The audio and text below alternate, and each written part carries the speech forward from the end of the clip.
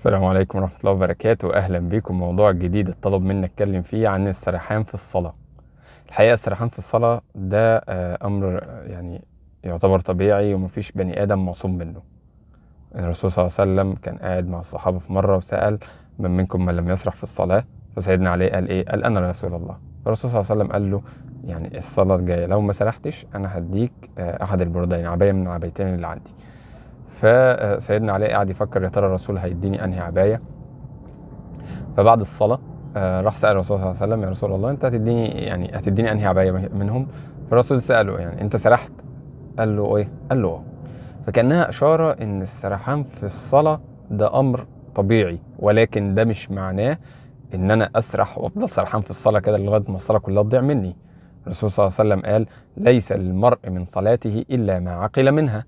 فانا ما ينفعش افضل سرحان لغاية لما الصلاة كلها تروح مني، يبقى انا طلعت من الصلاه، يعني انا كاني ما صليتش. لا، يعني انا لما الاقي نفسي سرحت استعيذ بالله من الشيطان وارجع اركز في الصلاه تاني. وقبل ما اخش في الصلاه قبل تكبيره الاحرام استعيذ بالله من الشيطان.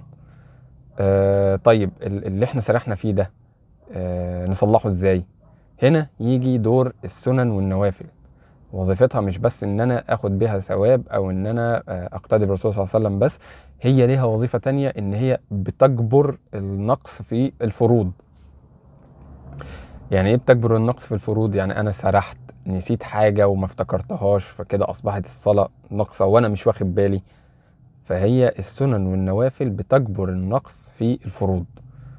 وطبعا معظمنا مقصر في موضوع السنن ده الا ما رحم ربي، وما ابرئ نفسي ان النفس لامارة بالسوء الا ما رحم ربي ان ربي غفور رحيم.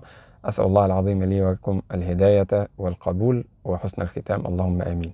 فاحنا نحاول نركز في صلاتنا، واول ما نلاقي نفسنا سرحنا نستعيذ بالله من الشيطان الرجيم ونرجع تاني ونركز ونحاول نحافظ على السنن.